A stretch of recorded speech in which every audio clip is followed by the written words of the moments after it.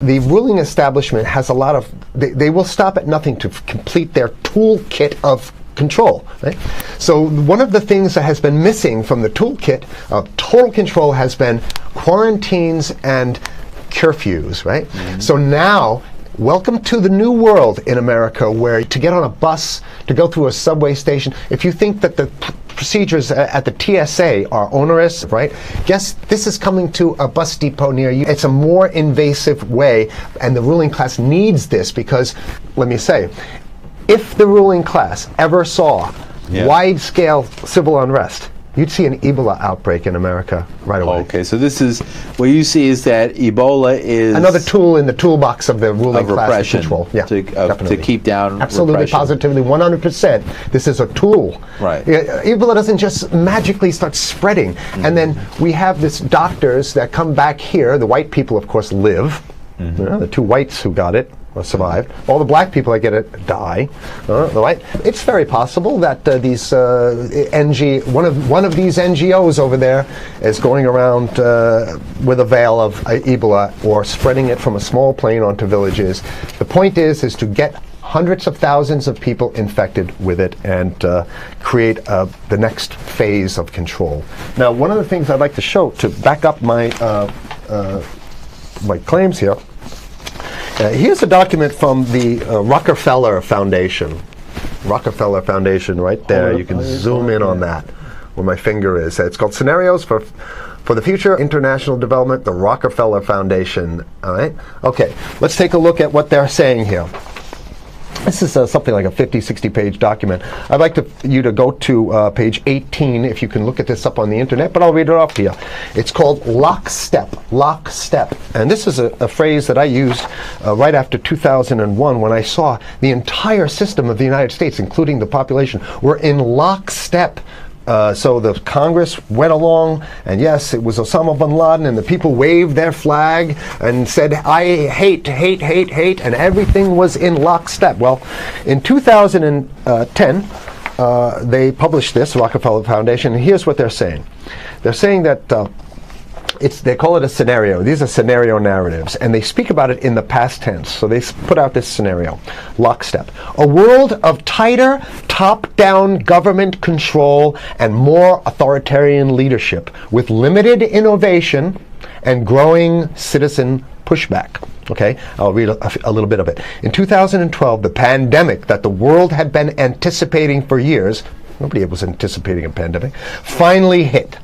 Unlike 2009's H1N1, this new influenza strain originating from wild geese, they use some scenario, but this is Ebola they're talking about. Ahead. Even the most pandemic-prepared nations were quickly overwhelmed when the virus streaked around the world, infecting nearly 20% of the global population and killing 8 million in just 7 months, the majority of them healthy young adults. The pandemic also had a deadly effect on economies. You can see the agenda.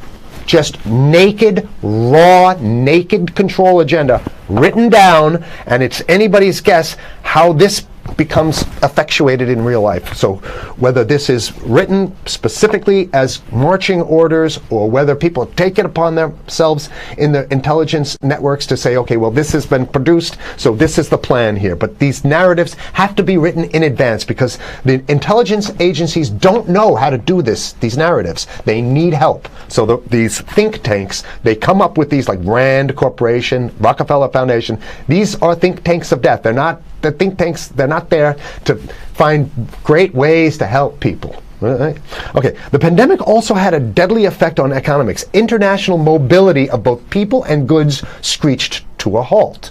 Which is what they want. They want a completely isolated world, right?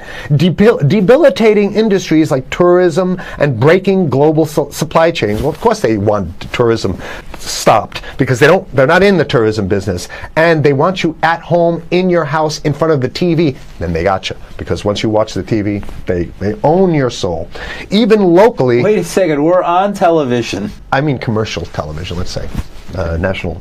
Even locally, normally bustling shops and offices sat empty for months. Okay, so I love how they talk about it in the past tense in 2010. Right?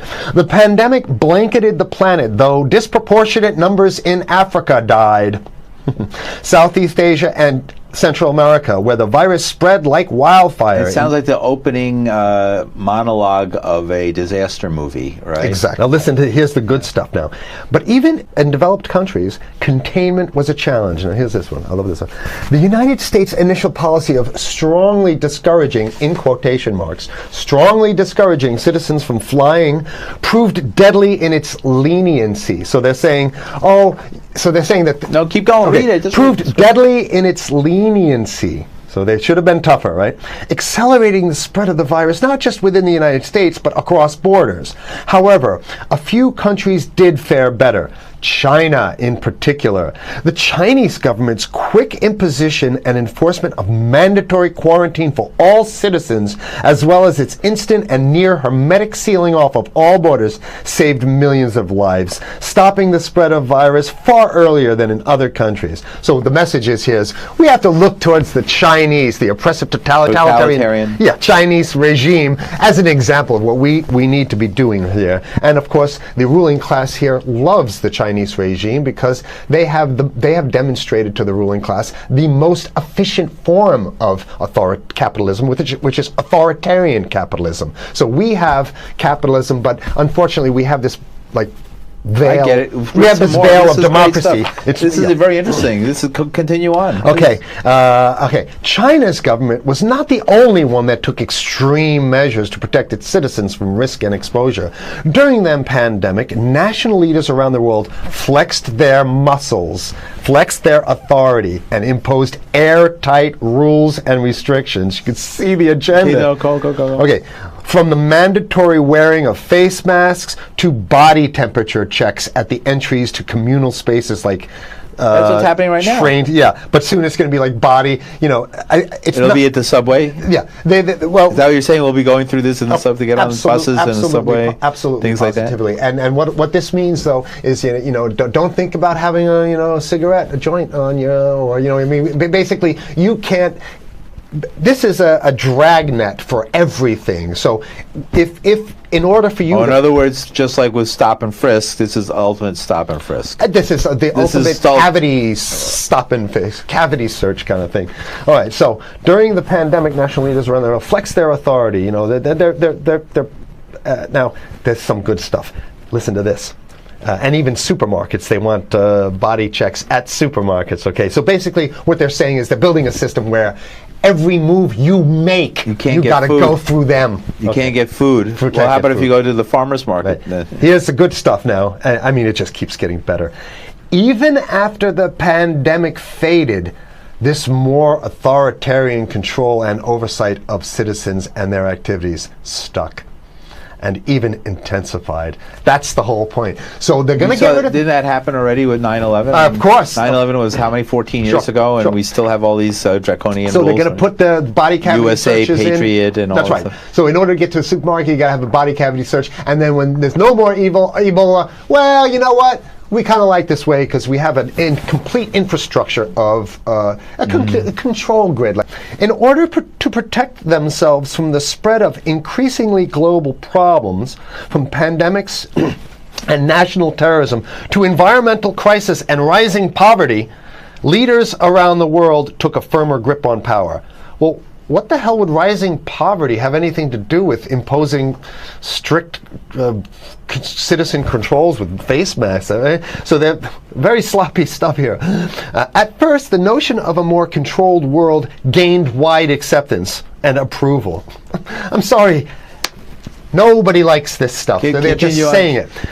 I have to provide analysis. We only have 5 minutes left, so that's. Oh my God. Okay. Citizens willingly gave up some of their sovereignty and their privacy to more paternalistic states in exchange for greater safety and stability. I mean, that's just a complete naked contradiction to the famous saying that if you think you're going to give up a little bit of security, if you're going to give up your freedom for security, you're going to get neither. That's the long-standing thing. And here what they're doing is They're not even ashamed or embarrassed to absolutely say the exact opposite. They're saying, yes, we all want to give up our privacy and sovereignty for more stability and security and stability. So you don't get that. When you give it up like that, you get the shaft. Can you show us the cover again of I'll what show you were the just cover reading? one more time, and then I have two more documents. Right, this is what we were reading here, and just zoom in a little bit so folks can see it. He'll zoom in, don't worry, you can relax. All right. And scenarios for the future of technology and international development. Okay, now I have two more documents. Keep it zoomed. We have the National Security Memorandum of December 10th, 1974. This is Henry Kissinger's brainchild. The National Security Memorandum number 200. You can look that up on your internet. I'll summarize it. He says that there's too many people, we got to get rid of the population. So to answer your question. Oh, from earlier. Yeah, he says, he used the word depopulation, which is different. Depopulation means killing people that already exist, and it's to get the minerals, because we need the minerals. And here's another one. The CDC has a patent on Ebola. They patented it. Yeah? Right. So basically, if you want to get a cure for your Ebola, you got to go. It says it right up here, right? It says human Ebola virus species and compositions and methods thereof, and it's a patent. It's a patent. They patented the main strain plus something like 17 other strains of it. So they own it now, and I don't know how exactly you can own that, but apparently they've done the same thing. Yeah, I didn't think you could own a natural. Yeah, you can. They've, I guess the main thing to finish off this show is this: that they want to get more control, more and it's going to be curfews and quarantines. So what I'm saying is that unless the American people start to get some new way to revolt, a new way to organize, new way to protest, unless we can break through the apathy, because that's what we have here, then it's going to be a slave state here. The ruling class doesn't seem to have too much resistance. They're getting everything on their Christmas shopping list, and they've been wanting quarantines and curfews for a long time. Now they got it. And if you want to live in a world where you're tricked into all this stuff because it's for your safety, right? And if you want to have a probe and make sure you got to check your pockets, make sure you don't have anything incriminating on you before you go out, and when you step out of your house, you want some police there to monitor and see what you're doing. If that's the world you want to live in, be apathetic, don't do anything. You're going to get that world very soon. It's coming your way, definitely. Mm-hmm. Yeah. So what should people do? What's the hope? You have 30 seconds. To wake up, learn about it, and go fight these bastards in Washington. They're easy to beat. If we can just organize, we can beat them. It's simple. They're weak, and there's so few of them.